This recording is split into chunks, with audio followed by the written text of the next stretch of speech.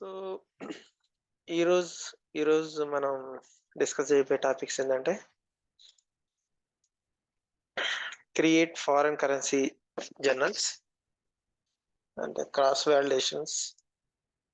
Okay, so time సరిపోతే మనం ఇవి కూడా చూద్దాం. సెటప్ ఆఫ్ సెక్యూరిటీ రూల్ ఏంటి, ఓకే, ఇది ఒకటి చూద్దాం. సో ఫస్ట్ ఈ కరెన్సీ జర్నల్ అంటే ఏంటంటే, ఫారెన్ కరెన్సీ జనరల్ అంటే ఏంటంటే, ఇప్పుడు మన కంపెనీ నడుస్తుంది. ఓకే, సో మన కంపెనీకి సంబంధించి ఒక ఎక్విప్మెంట్ లేకపోతే ఒక ప్లాంట్ అవసరమైంది, లేకపోతే ఒక ట్రక్ అవసరమైంది. సో ఆ మిషనరీ అనేది మనం ఫారెన్ నుంచి ఇంపోర్ట్ చేసుకున్నాం. ఓకే, సో ఆ పర్టికులర్ మిషన్ మన బిజినెస్ కి సంబంధించిన ఒక మిషన్ కానీ ఏదైనా ఒక పర్చేజెస్ ఫారెన్ నుంచి వేరే కంట్రీ నుంచి తెచ్చుకున్నాం. సపోజ్ యుఎస్ నుంచి తెచ్చుకున్నాం. సో దాని ట్రాన్సాక్షన్ అయిపోయింది. బట్ ఏంటంటే దానికి సంబంధించిన అడ్జస్ట్మెంట్స్ ఏమన్నా జరగాలంటే, ఓకే, ట్రాన్సాక్షన్ మనం పర్చేజ్ చేసాం, దానికి పేమెంట్ అయిపోయింది, అన్నీ అయిపోయినాయి. బట్ దానికి సంబంధించి ఏదైనా అడ్జస్ట్మెంట్స్ చేయాలి అంటే మనం ఈ ఫారిన్ కరెన్సీ జర్నల్ ఎంట్రీ అనేది యూజ్ చేస్తాం అనమాట. Okay, so first of all ఏంటంటే, జనరల్ లెడ్జర్ లో మనం ఎంట్రీ చేసే మాన్యువల్ జర్నల్స్ అనేవి కేవలం అడ్జస్ట్మెంట్స్ కు సంబంధించినవి, లేకపోతే ఏమంటారు రికరింగ్ సంబంధించినవి అలా ఉంటాయి తప్ప బిజినెస్ ట్రాన్సాక్షన్స్ మాత్రం ఫుల్ ట్రాన్సాక్షన్ మాత్రం చెయ్యం. బిజినెస్ ఒరిజినల్ ట్రాన్సాక్షన్స్ మొత్తం సబ్ లెడ్జర్స్ నుంచే రావాలి. ఓకే, ఒక పర్చేస్ అయితే ఏపీ ఇన్వాయిసెస్ వేయాలి, తర్వాత వాటికి సంబంధించి పేమెంట్ అవ్వాలి. ఒక సేల్కి సంబంధించింది అయితే దానికి సంబంధించి ఏఆర్ అప్లికేషన్ నుంచి రావాలి. ఇన్వెంటరీకి సంబంధించింది అంటే ఇన్వెంటరీ నుంచి రావాలి. ఎక్స్పెన్సెస్ కి సంబంధించింది అంటే ఎక్స్పెన్సెస్ నుంచి రావాలి. సో ఇలా సబ్ లెడ్జర్స్ నుంచి మాత్రమే మనకు ఆ బిజినెస్ ట్రాన్సాక్షన్ సంబంధించిన ఎంట్రీస్ జిఎల్లోకి రావాలి. మాన్యువల్ గా మనం ఎంట్రీ చేయడానికి లేదు. సో మాన్యువల్ గా ఎప్పుడు ఎంట్రీ చేస్తామని అంటే అడ్జస్ట్మెంట్స్ కోసం. ఓకే, వాటికి సంబంధించిన ఎంట్రీస్ ఏమైనా అవసరం అయితే ఏది ఫినాన్షియల్ ఇయర్ ఎండింగ్ లో పీరియడ్ క్లోజ్ టైంలో ఈ ఎంట్రీస్ అనేవి వాడతారు. ఓకేనా, సో దీనికి సంబంధించి ప్రీ రిక్వెస్ట్ దీన్ని ఎలా చేయాలనేది చూద్దాం. ఫస్ట్ అప్లికేషన్ లాగిన్ చేయాలి.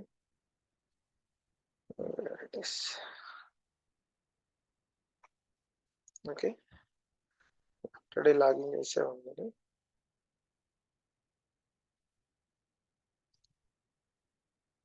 Setup and maintenance.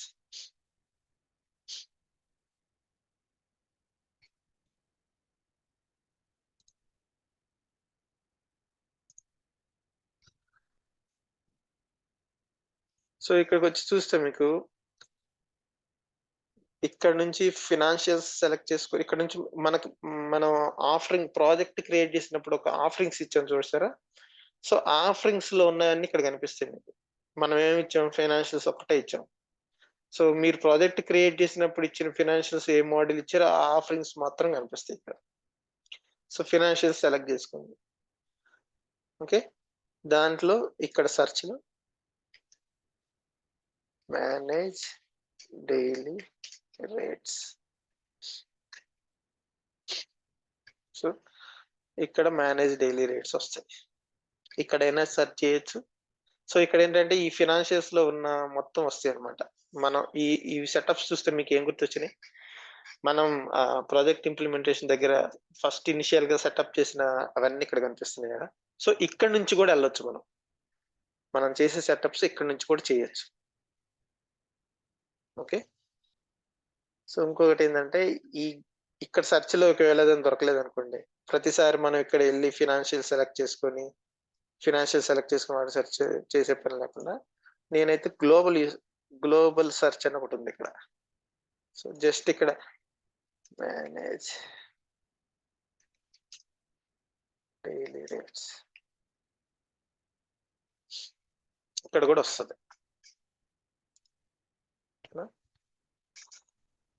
సో ఇక్కడ మనకి 3 ఆప్షన్స్ ఉన్నాయి. Rate type, daily rates, historical rates. So first చూస్తే ఇక్కడ మనకి కార్పొరేట్ అనేది డిఫాల్ట్ చేస్తుంది. ఈ కార్పొరేట్ అనేది మనం డిఫాల్ట్ ఎక్కడ కనిపించిందో చెప్పగలుగుతారా మీరు?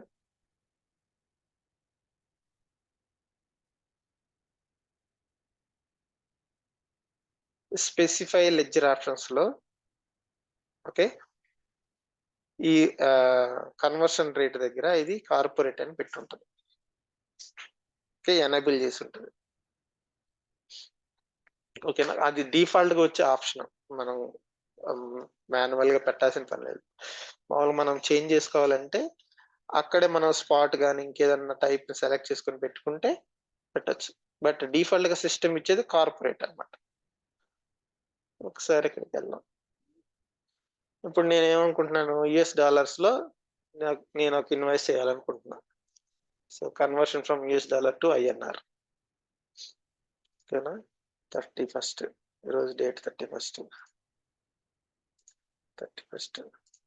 రేట్ సెలెక్ట్ చేసుకున్నాం. కార్పొరేట్ సెలెక్ట్ చేసుకుంటే ఏమొస్తుందో చూద్దాం. సో 80 ఉంది రేట్. బట్ ప్రజెంట్ రేట్ ఎలా ఉందో చూద్దాం.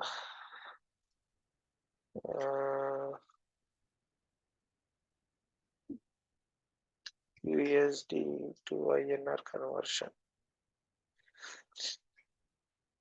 82.77 ఉన్నాయి. సో 82.77 ఉంది అంటే రాంగ్ ఉంది. సో ఇప్పుడు మనం ఏం చేస్తామంటే రేట్స్ లోకి వెళ్తాం.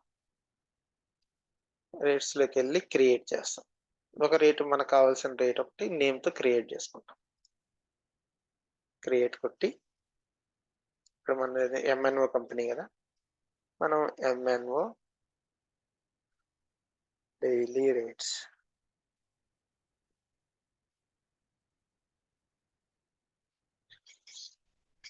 సేమ్ కాపీ చేయండి. Okay, enable.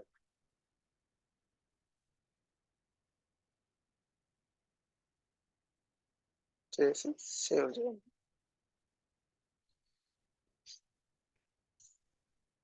ఓకే, ఇక్కడికి రండి. మళ్ళీ డైలీ రేట్స్ లోకి వచ్చాం. సో మనం ఇక్కడ క్రియేట్ చేసిన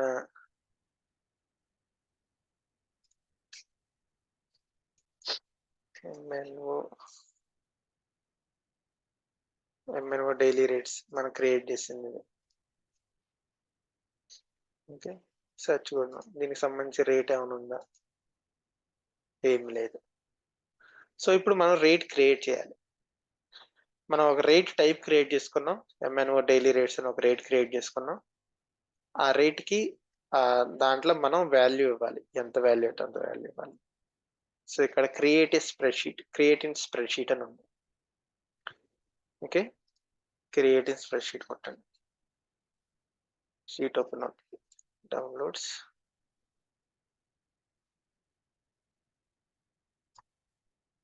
సో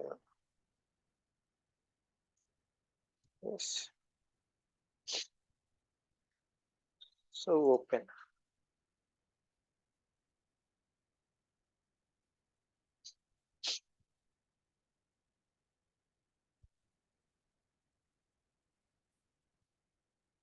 Enable editing.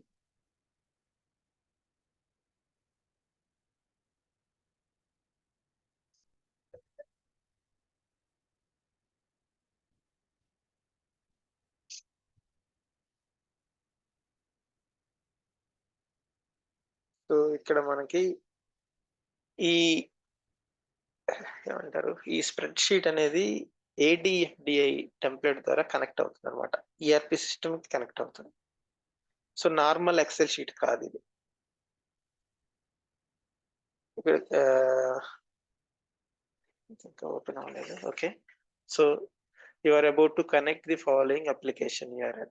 సో మనం వర్క్ చేస్తున్న URL దేంట్లో నుంచి అయితే స్ప్రెడ్ షీట్ డౌన్లోడ్ చేసామో దాంట్లో ఆ అప్లికేషన్ కనెక్ట్ అవుతుంది అనమాట ఈ స్ప్రెడ్ షీట్ ద్వారా. సో ఎస్ కొట్టామనుకోండి, మనల్ని క్రెడెన్షియల్ అడుగుతుంది. సో మనం క్రెడెన్షియల్ ఇవ్వాలి. ఒకసారి షేర్ ఆపుతాను. క్రెడెన్షియల్ ఇచ్చాక షేర్ చేస్తాను.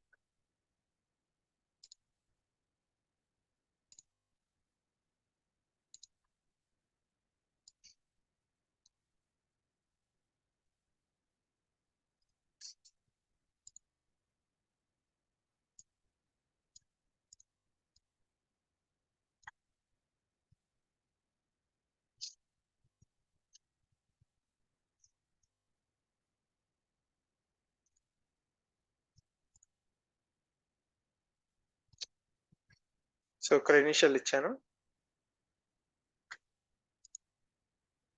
లాగిన్.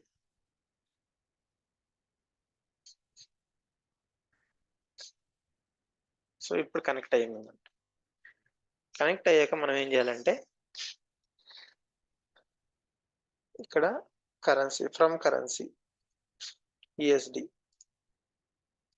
టు కరెన్సీ మనం INR కొట్టచ్చు. సో ఇక్కడ గమనించారా MNYNR వచ్చింది. ఇది ఎలా వచ్చింది చెప్పండి MNYNR?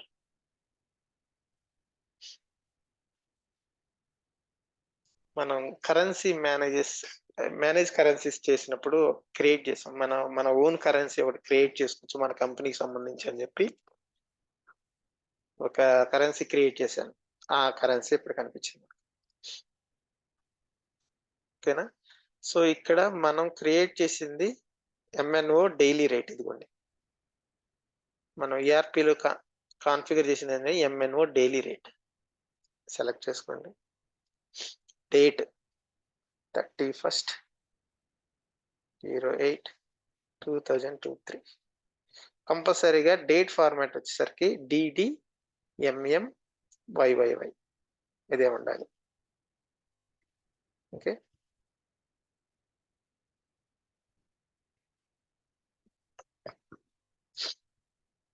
కన్వర్షన్ రేట్ ఏముంది మనం ఇందాక గూగుల్లో చెక్ చేసాం.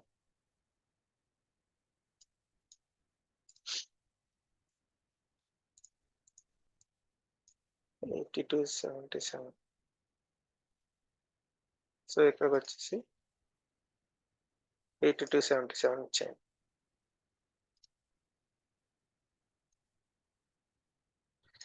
ఇన్వర్స్ రేట్ మనం ఇంకేమి ఇవ్వాల్సిన పని లేదు. ఇన్సర్ట్ ఉంది. ఓకే, మనకి ఇక్కడ సబ్మిట్ బటన్ కనిపిస్తుంది. మనం అన్ని కరెక్ట్గా ఇచ్చాం లేదు చూసుకోండి ఒకసారి. మనకి ఇక్కడ సబ్మిట్ బటన్ ఉంది. Click on submit.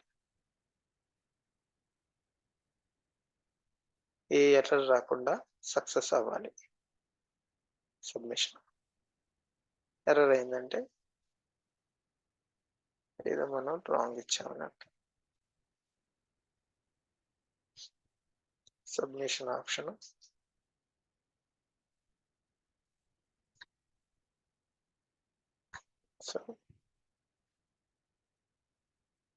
So okay చేయండి. కన్ఫర్మేషన్ వస్తుంది మనకి. Number of records successfully inserted 1. Okay, successful ఒక రికార్డ్ ఇన్సర్ట్ అయింది. ఓకే, సో ఇక్కడ ఈ షీట్ లో మనం ఒకటని కాదు, ఒకే ఎంట్రీ అని కాదు, మల్టిపుల్ ఇవ్వచ్చు. మల్టిపుల్ కరెన్సీస్ ఈ లైన్ లో మల్టిపుల్ దేనికి సంబంధించింది అదే కన్వర్షన్స్ ఇవ్వచ్చు. సో ఇది ఎట్లా అయిందంటే ఒక పెద్ద కంపెనీ ఆర్గనైజేషన్ పెట్టుకుంటే దీన్ని ఒక ఇంటిగ్రేషన్ ద్వారా డైలీ షెడ్యూల్ చేసి పెడతారనమాట. ఇప్పుడు ఏమవుతుందంటే ఎర్లీ ఇన్ ద మార్నింగ్ ఇది ఒక షెడ్యూల్ రన్ అయిపోద్ది. రన్ అవటం వల్ల ఏమవుతుందంటే అక్కడ ఆ రోజున్న కరెన్సీ కన్వర్షన్ రేట్ ఎంత ఉందో డిఫాల్ట్ గా సిస్టమ్ లో అవైలబుల్ ఉంటుంది. అంటే ఇది రన్ అయింది అనుకోండి, ఇది మనం మాన్యువల్ గా రన్ చేస్తాం. అదే సిస్టమ్ ఇంటిగ్రేషన్ ద్వారా రన్ అయింది అనుకోండి, సో అది డిఫాల్ట్ గా వెళ్ళిపోద్ది అనమాట. సో సిస్టమ్ లోకి వెళ్దాం.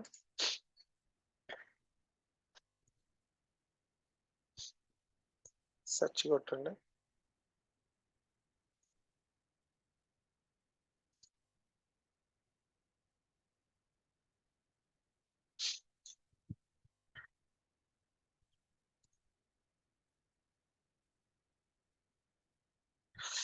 సేవ్ చేయలేదా?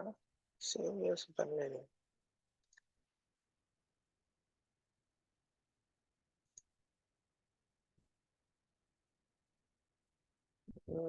సేవ్ చేయాలనుకుంటా.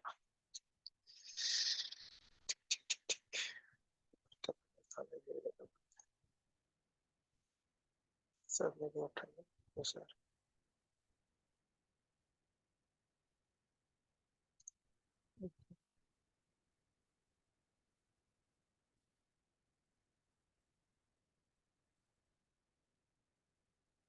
జీరో రికార్డ్స్ సబ్మిట్ చేయాలి, సేవ్ చేయాల్సిందే. ఒకసారి చూద్దాం.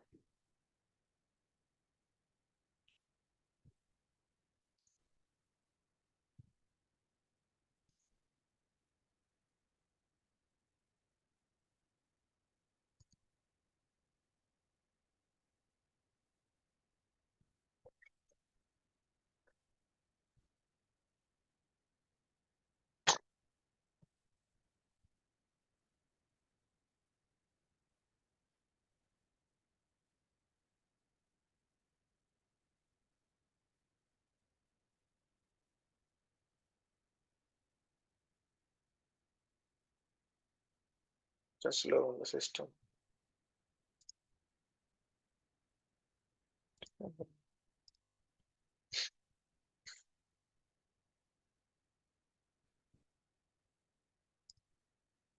USD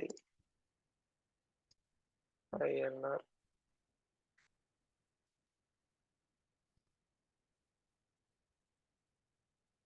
MNO daily rates T-First 08 723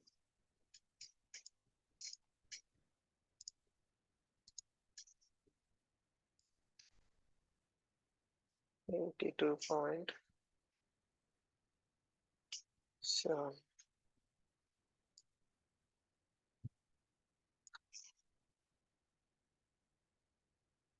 submit. Right.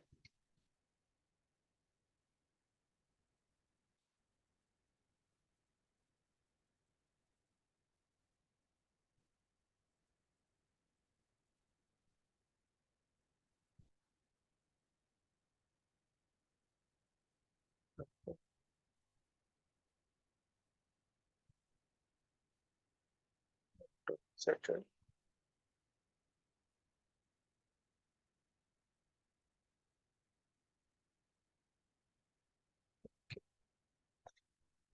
So మనం సిస్టమ్ మీదకి వెళ్ళి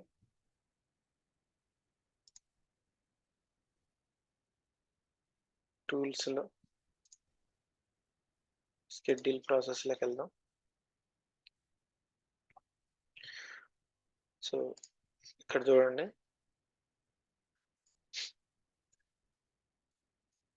మనకి ట్రైనీ యూజర్ మనం ఇప్పుడు సబ్మిట్ చేసిన జాబ్ ఇక్కడ కనిపిస్తుంది. మనకి సక్సీడెడ్ అని కనిపిస్తుంది. చూస్తే మనకి ఇక్కడ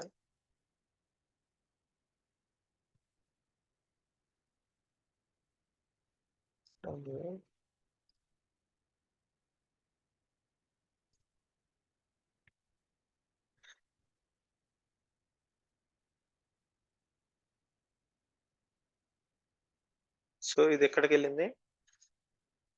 కాలం ID GL daily rate interface టేబుల్లో మనం రికార్డ్ చేసిన రేట్ వెళ్ళి ఇన్సర్ట్ అయ్యింది అనమాట. Okay, table name is GL daily rate. one record has been had basic rates validation done. Okay.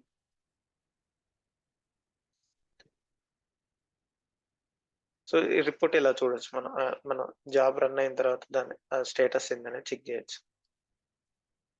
ఓకేనా? Again go to daily rates. Again go to daily rates.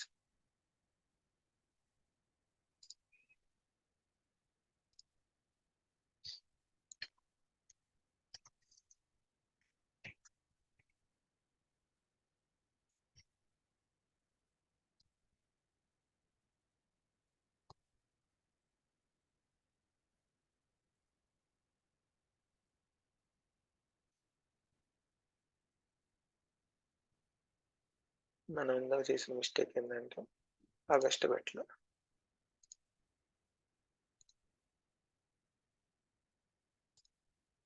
సరే,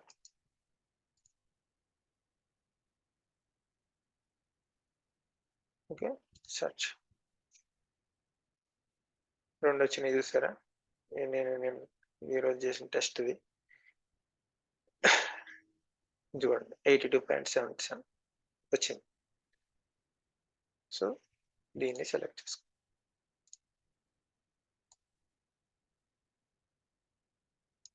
inverse rate ఇక్కడ ఇచ్చాడు.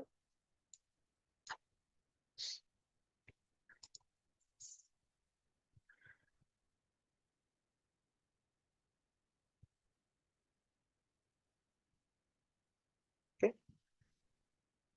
Save and close. Done. ఇప్పుడు మనం invoice create general entry create చేద్దాం. General accounting, general,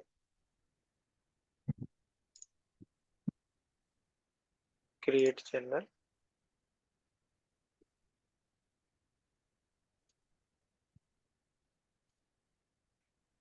ఓకేనా?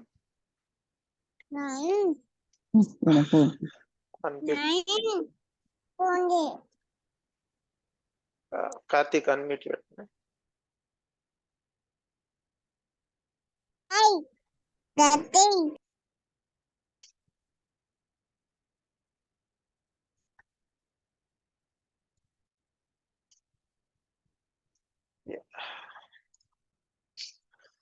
So ఇక్కడ currency general, description అవసరం లేదు.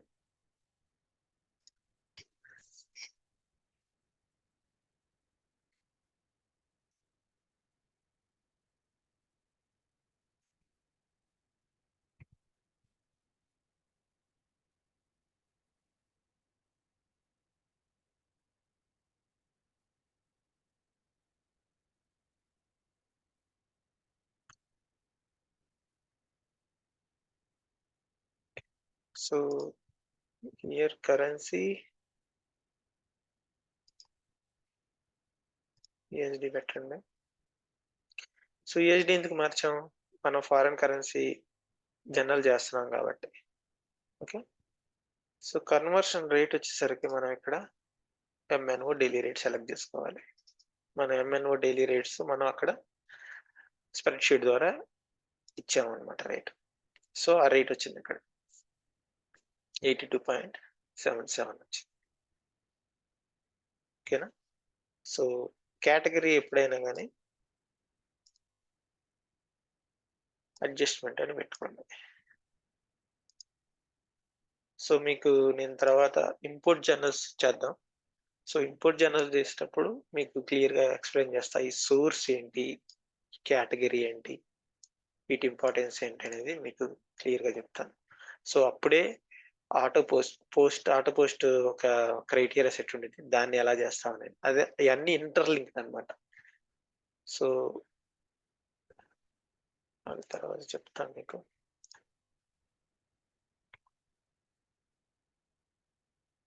వచ్చి ఒక కొత్త కంపెనీ ఒకటి క్రియేట్ చేయాలి మనం. ఈ కంపెనీలో అంత ఇది స్టాండర్డ్ అంటే బేసిక్ అనమాట. ఇది మనం క్రియేట్ చేసిన బేసిక్. మన ట్రాన్సాక్షన్ లెవెల్లోకి వెళ్ళే కొద్దీ ఇది సరిపోదు మనకి. కొత్త కంపెనీ క్రియేట్ చేయాలి. ఓకే, ఇది అయిపోయాక డిస్కస్ చేస్తాం మీతో. సండే స్పెషల్ క్లాస్ ప్లాన్ చేయాలని ఉంది. Okay, 1000 and add one more.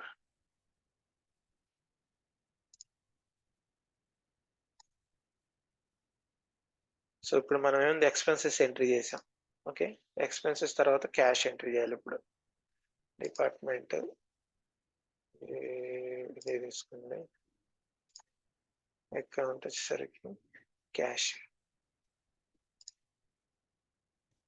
Default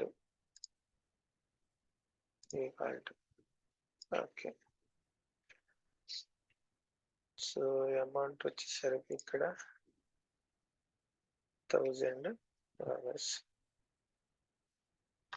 మనం USD డాలర్స్ లో వేస్తున్నాం. ఓకే, కన్వర్షన్ రేట్ అది ఫస్ట్ సేవ్ కొట్టండి.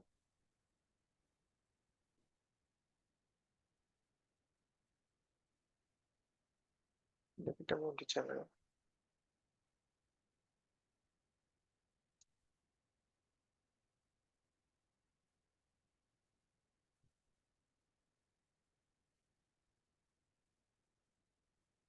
సో ఇక్కడ మనకు కనిపిస్తుంది కదా, 82,770కి కన్వర్ట్ అయిపోయింది INR లోకి.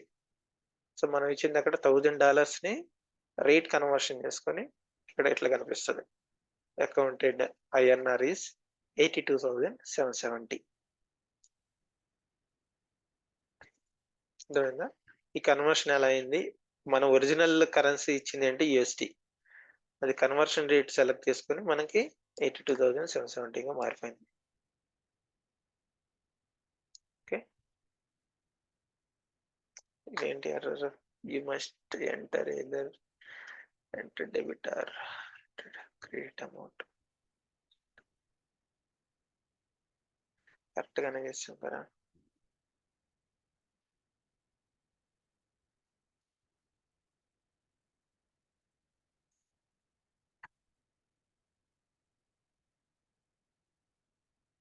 ఓకే, సెకండ్ రో ఉందా?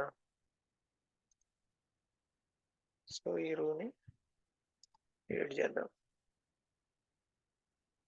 సో నేను చూడలేదు, రెండు ఎక్స్ట్రా ఇంకో రో యాడ్ చేశాను కదా. సో నిన్న మనం డిస్కస్ చేసాం, 2 రోస్ వేయాలా, ఎక్కువ రోస్ వేయకూడదా అంటే వేయచ్చు. ఇప్పుడు మీకే చూపిస్తాను.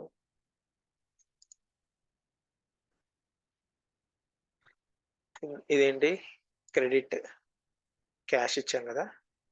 సార్ నేను ఏమిస్తానంటే దీంట్లో 500 వేసి, దీనికి 500 వేద్దాం, దానికి 500 వేద్దాం. మీకు ఏమైనా డౌట్ ఉంటే అడగండి, అలాగనే చూస్తూ ఉండిపోకండి.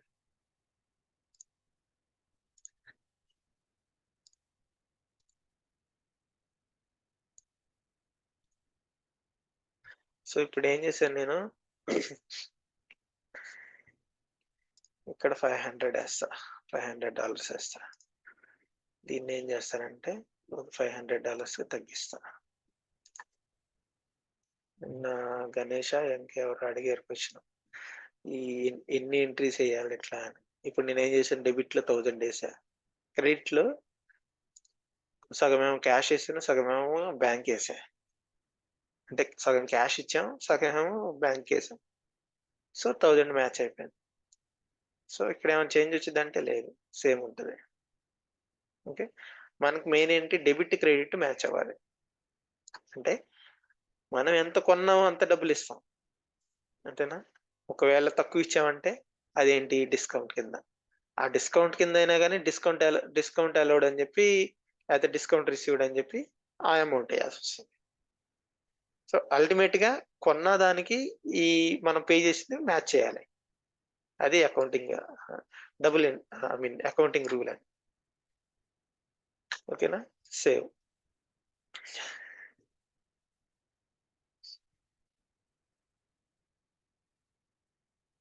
సేవ్ అయిపోయింది.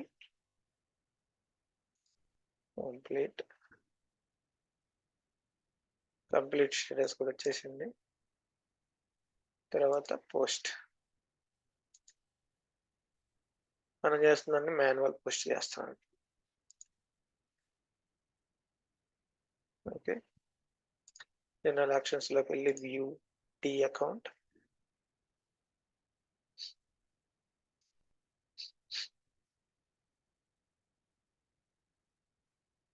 సో ఇక్కడ మీరు చూడొచ్చు ఎంట్రీ ఎలా పడిందో,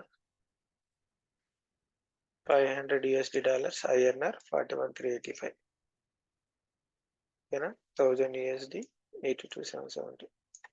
అంటే 3 ఎంట్రీస్ వేసాం మనం, 2 క్యాష్ బ్యాంక్ అండ్ ఇంకొకటి ఎక్స్పెన్సెస్. ఇక్కడ మనకి కనిపిస్తుంది స్ట్రింగ్ లో. ఓకేనా? సో ఇందులో ఏమైనా డౌట్ ఉందా? దీన్ని ఫారెన్ కరెన్సీ జర్నల్ ఎంట్రీస్ అంటారు.